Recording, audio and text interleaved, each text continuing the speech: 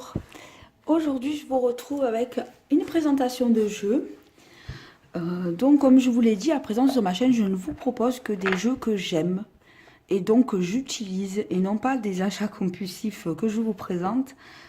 J'ai arrêté les achats, donc vous le savez, si j'achète un jeu maintenant, c'est que vraiment il a une utilité et que je vais en faire quelque chose. Donc ça, c'est un jeu que j'ai acheté depuis un long moment et que je n'ai pas revendu, comme vous le voyez. Parce que j'ai eu un véritable coup de cœur pour lui et surtout, moi personnellement, il me sert beaucoup.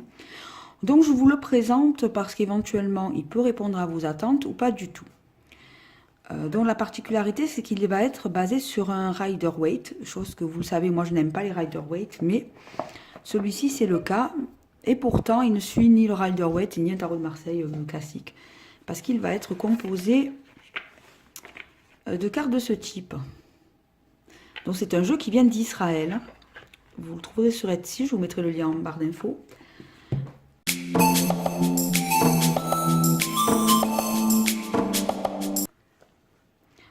Ce jeu, alors qu'est-ce qu'il apporte? Je vais commencer par ça, puisque je change mes présentations, je vous l'avais dit, de review de cartes. C'est un jeu que j'ai depuis un petit moment, donc que j'ai essayé, que j'ai testé. Donc ce que je peux vous en dire, c'est que c'est un jeu que moi personnellement j'utilise sur un plan intérieur.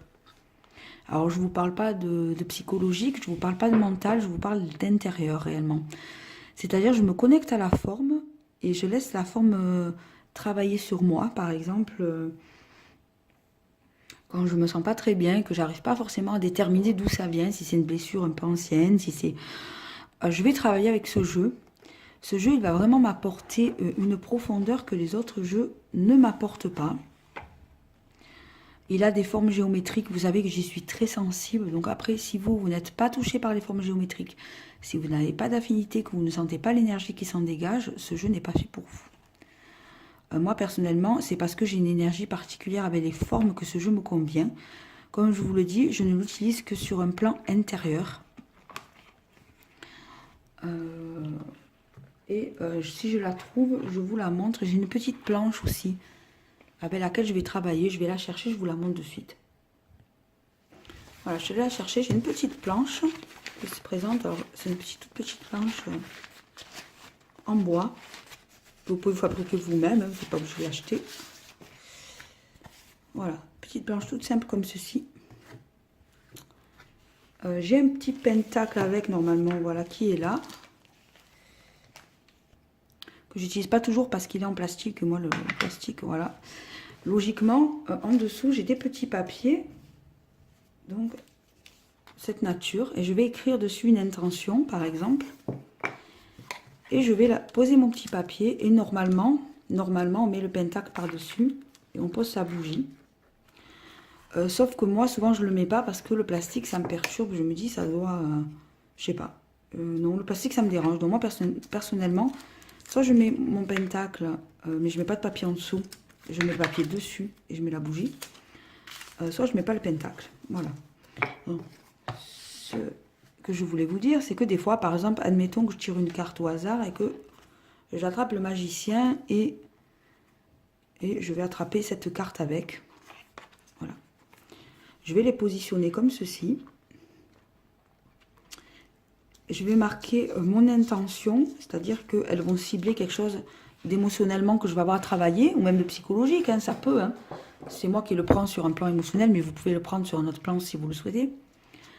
Je vous donne juste l'utilisation que j'en ai personnellement, et je vais écrire sur ce papier une intention en rapport avec ces cartes que je vais positionner ici. Donc si j'utilise une petite bougie de cette nature-là, je vais la positionner dessus. Si j'utilise une bougie, pour le coup, je vais mettre le plastique pour protéger mon papier. En général, je vais plutôt l'utiliser en sigil, le papier.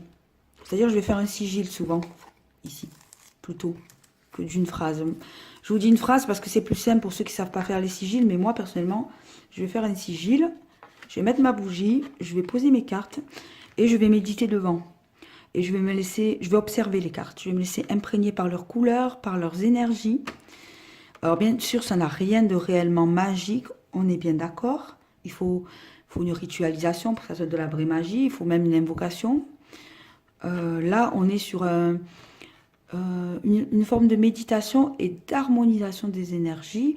Une forme de... Quand j'écris mon sigil, pendant que je travaille, je fixe mon intention. Ça va me permettre de me concentrer, ça va permettre d'ancrer dans mon inconscient aussi des choses. Et sur du long terme, je vais avoir un résultat. Bien sûr, il ne faut pas demander des choses impossibles. C'est pour ça que je vous parle d'émotionnel et de mental. Je ne vous parle pas de matériel. Je ne vais pas écrire je veux de l'argent, faire ça et ça marche. Bien sûr que non. Hein. On n'est pas du tout dans cette idée-là. On est par exemple dans une idée, admettons qu'on ait vécu quelque chose de très dur émotionnellement. Je vais écrire que je veux lâcher prise sur telle situation. Voilà. Pour simplement progresser dans ma vie, ou que je veux, par exemple, être plus calme, ou je vais, moi, personnellement, faire un sigil. Maintenant, vous pouvez juste écrire la phrase. Je mets ma bougie, je mets un petit peu d'encens à côté, et je vais, le temps de l'encens, alors, vous pouvez rester plus si vous le souhaitez, je vais simplement m'imprégner de ces images-là, et je vais laisser les formes et l'énergie des formes travailler. Tout simplement. Voilà. Petite méditation. Ce qui est intéressant, c'est que c'est petit, du coup, je peux l'amener partout. Et je vais me laisser voilà, aller à la carte. Et moi, c'est l'utilisation que moi, j'en fais personnellement. Voilà. Vous êtes libre d'en faire une autre ou de ne pas être intéressé. Voilà, je vous ai donné mon avis et comment je l'utilise. Chose que souvent, on n'entend pas dans les autres reviews parce que je pense que c'est important de dire comment on utilise un jeu. Ça permet déjà de voir aux personnes si c'est un jeu qu'elles vont utiliser ou non. Moi, je m'en sers de cette façon-là. Attention, il faut être réceptif aux formes. Et il faut aussi, voilà... être intéressé par ce type d'utilisation du jeu. Voilà. Maintenant, je vous présente directement, on passe à la présentation des cartes. C'est un jeu composé donc, des 21 arcanes majeures, vous vous en doutez. Donc voici le dos de la carte. Je vais vous l'approcher un peu, comme ça vous voyez mieux. Et on va avoir un jeu donc très particulier. On va avoir que les éléments principaux de la carte et pas les personnages. Donc là, on va avoir tous les éléments qui composent notre table du battleur avec le symbole de l'infini et avec les directions. On va avoir le fou qui va être composé des lettres, de lettres hébraïques. Donc, je vous laisse vous imprégner de l'image. Donc pourquoi j'aime ce jeu? Bien sûr parce que... Alors il existe en noir et doré, magnifique. Hein. Personnellement, j'ai pas aimé la texture du noir qui faisait un peu, vous savez, vieux cuir, craquelé. J'ai préféré du coup les couleurs et parce que j'ai pensé que ça serait mieux pour les différencier. Vous voyez, si vous voulez différencier vos mineurs et vos majeurs, c'est plus simple avec les couleurs qu'en tout en noir. Ça va être plus dur à différencier. Je voulais voilà, une énergie de couleur dans mon jeu, donc j'ai choisi la couleur. Mais vous l'avez en noir et doré. Donc c'est un jeu que j'aime parce que bien entendu on a des formes géométriques, vous savez que j'aime ça parce que je les perçois, les énergies des formes. Maintenant si vous n'êtes pas sensible aux énergies, forcément vous allez être plus gêné. On est aux énergies des formes, j'entends. Donc ici on a par exemple la seconde forme, vous voyez qu'il a écrit des textes. Donc bien sûr, alors il a un site, il n'a pas de livre avec ce jeu, il doit en sortir un. Pour l'instant, il n'est pas sorti. Mais vous avez tout son site qui explique les cartes, comment il les perçoit. Moi, je ne l'ai pas lu, hein, je vous le dis honnêtement. Parce que j'ai pas envie de me laisser influencer parce qu'il a écrit. J'ai envie de vraiment ressentir la forme. Du coup, je ne l'ai pas lu, mais vous pouvez le lire. Il suffit de vous faire la traduction par Google et vous avez la page traduite. Voilà. Donc ça, on est sur la haute prêtresse. Mais décidément, en ce moment, dans la papesse, en gros. La papesse qui est vraiment, ouais, dans la... C'est exactement ça, la papesse. Hein. Ici, on a l'impératrice.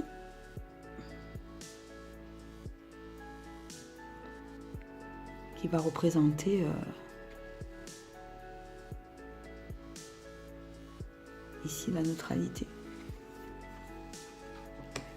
C'est un jeu particulier, hein, je vous l'accorde. Hein. Dans l'empereur, les règles, vous voyez... L'autorité, le cadre, la structure. Je ne sais pas si vous voyez bien l'idée. Voilà, ça représente la structure, le cadre, puisque c'est ce qui représente l'empereur, pardon. Mais, putain, mais en ce moment, mais c'est un truc de fou, comme j'arrive pas à parler.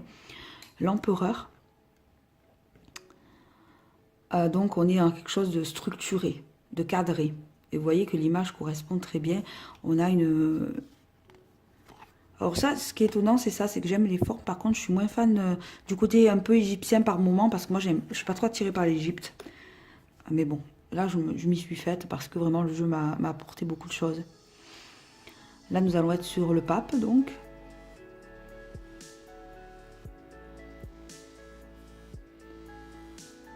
Avec les 3 lignes de travail. Les amoureux. Très intéressant, les amoureux. Vous voyez qu'on a le soleil, on a la lune. C'est très très intéressant cette carte. Je sais pas si vous le percevez comme moi, mais moi, enfin, j'ai trouvé ce jeu incroyable. Je suis désolée, j'ai bougé un peu le téléphone. Je suis infernale hein, aujourd'hui dans cette vidéo. Ah. Ici, on a le chariot. Avec le commencement, lui, il est associé au commencement et au pont. Oui, ça peut aussi être ça. Ça dépend comment on interprète le chariot. Ici, on va avoir la force. Et parce que n'oubliez pas que c'est inversé, puisqu'on est sur un jeu anglais. Donc on est sur une force, mais une force contrôlée, vous voyez. On va voir l'ermite, qui est la conscience. L'ermite, quelle belle représentation de l'ermite. On voit que ça descend d'en haut et ça rentre à l'intérieur, c'est magnifique. Elle est magnifique. Bon, du coup... Je suis moins fan des inversions de chiffres, vous le savez, mais bon, on s'y fait avec ce jeu, c'est pas gênant. La roue de la fortune. Elle est superbe aussi. La justice.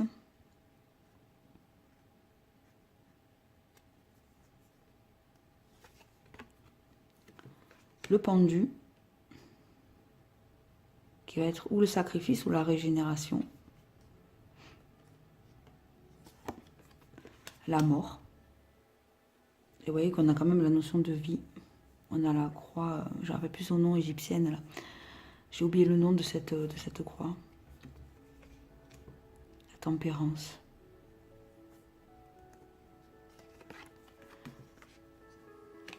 Le diable. Le diable, c'est celui qui voit. Et il voit tout. Au-delà des apparences, au-delà de tout. La tour. L'étoile.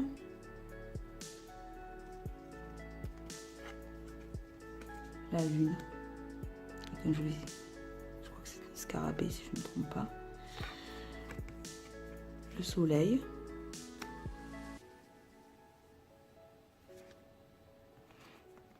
Et vous voyez que les mots-clés sont bien particuliers. Hein. On ne trouve pas forcément toujours les mots-clés qu'on connaît.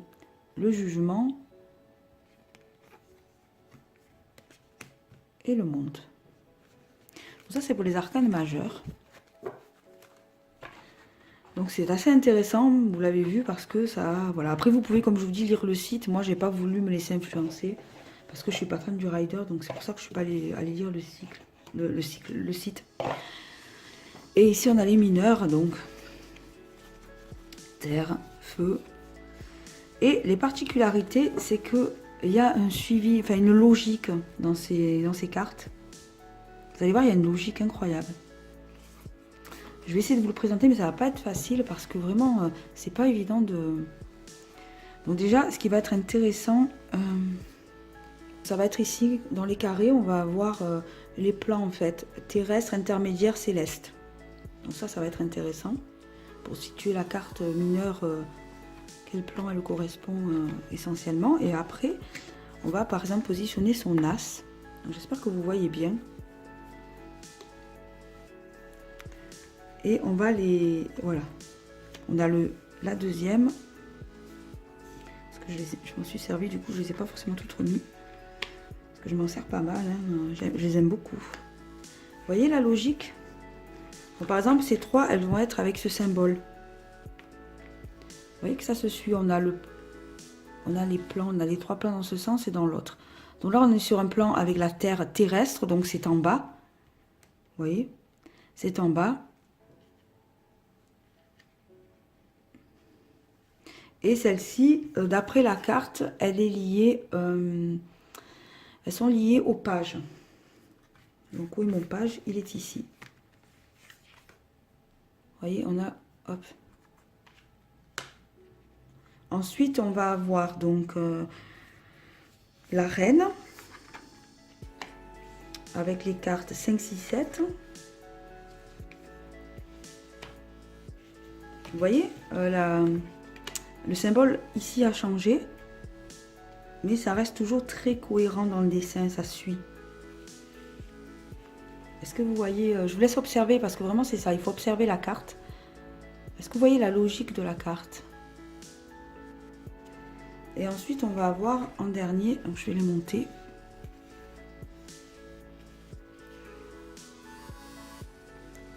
On va avoir la même chose pour les dernières, donc le roi est ici. Voilà. J'ai dit une bêtise, il était ici le roi. C'est la carte du chevalier, je crois. Le chevalier ou le cavalier, je ne me rappelle jamais. Le chevalier me semble, oui, chevalier en anglais, donc voilà. Vous avez ce tableau. Ça va vous faire la même chose pour chaque catégorie, sauf que là, par exemple, on a une salamandre pour l'idée du feu. Ici, on va avoir l'air. Et ici, on va avoir l'eau. Donc, je vais toutes vous les présenter, les tableaux. Je vais tous vous les faire. Vous voyez, elles sont superbes, celles de l'eau aussi. Donc, ce qui va être très intéressant, c'est que les autres mineurs aussi, on va avoir une correspondance avec entre chaque comment dire, catégorie des mineurs. Donc si on prend par exemple notre page de feu, on s'aperçoit on a une correspondance à ce niveau-là aussi. Vous voyez? Donc on voit que les éléments changent forcément. Et on voit qu'il y a quelque chose qui se passe au niveau de la carte. Je ne sais pas si vous le voyez. Je vais vous montrer avec l'autre aussi, avec les autres pages, si j'arrive à leur mettre la main dessus. Vous allez voir, c'est assez incroyable. Alors, j'aimerais pouvoir vous les montrer mieux que ça, mais j'ai pas forcément la place pour le faire.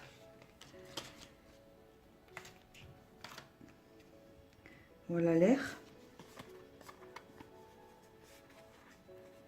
Vous voyez, elles sont en même temps, elles se connectent entre elles. C'est ça, il faudrait que vous les étaliez en fait sur tout le parterre pour pouvoir avoir une vision d'ensemble. Pour pouvoir vraiment voir la connexion de ce jeu est incroyable entre elles. Les mineurs sont incroyables. Vraiment. Voilà, hop, elle était là. Donc voilà, vous voyez, il y a une connexion entre déjà tous les pages. Et ça le fait pour les dames, pour les reines et pour les rois aussi. On a cette connexion entre chaque figure. Mais c'est pas fini, parce que ça serait trop simple. On va avoir aussi une connexion, donc je vais les retirer celle-ci parce que sinon ça fait pagaille. On va avoir une connexion aussi sur chaque carte entre elles dans ce sens-là. Attendez, je vais vous le montrer. Le 2 donc, que l'on va pouvoir aussi comparer de cette façon. Donc vous voyez qu'on est toujours dans le même type d'image. Et si je prends le 2 de coupe et le 2, je dis d'air, mais c'est pas d'air, vous avez compris ce que je veux dire. Quand je dis d'air, je veux parler pas de l'air, vous avez compris, c'est les éléments que je nomme, mais vous voyez là aussi on a encore une correspondance. C'est intéressant de remarquer où se placent les carrés chaque fois. Vous voyez, on est toujours sur un plan terrestre, puisque le 2, on est toujours... le 2, on va toujours être en bas pour l'instant. On n'est pas...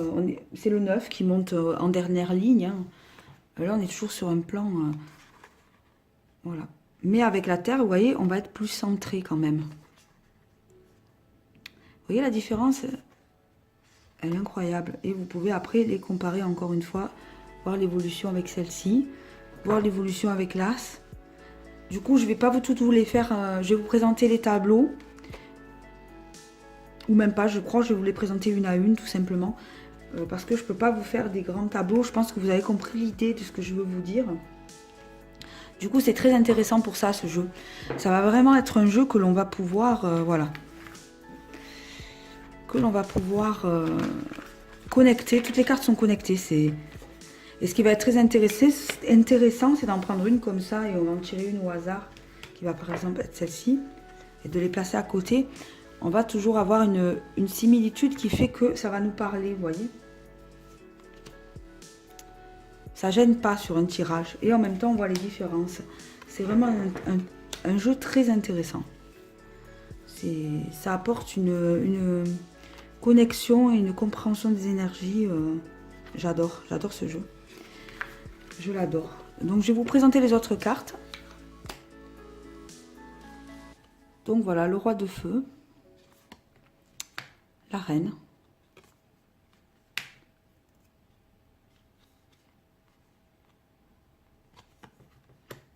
Le cavalier, le chevalier, le 2, 3,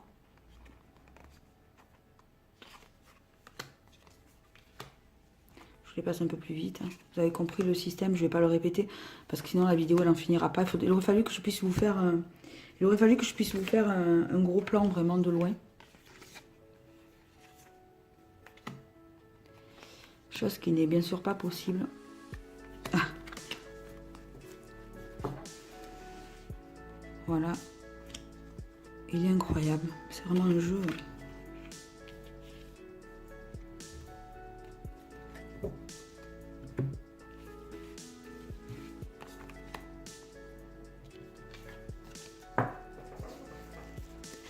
Je sais pas, il manque une figure, où est-elle passée? Hop, ici.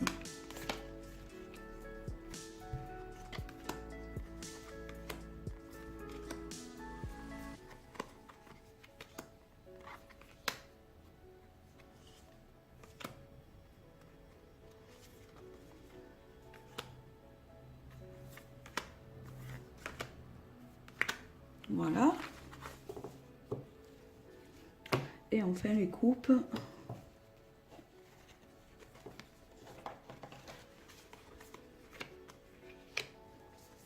Je vais peut-être vous les séparer.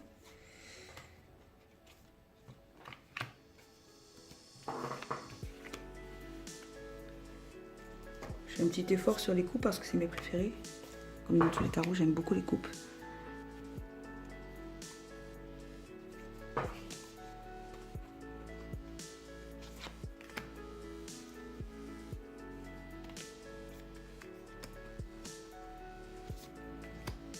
Alors, elles sont de très bonne qualité parce que ça fait un petit moment que je les utilise et vous voyez, elles sont comme je sais pas, c'est du carton mais c'est du bon carton. Bon, après, il faut pas les plier, c'est sûr, mais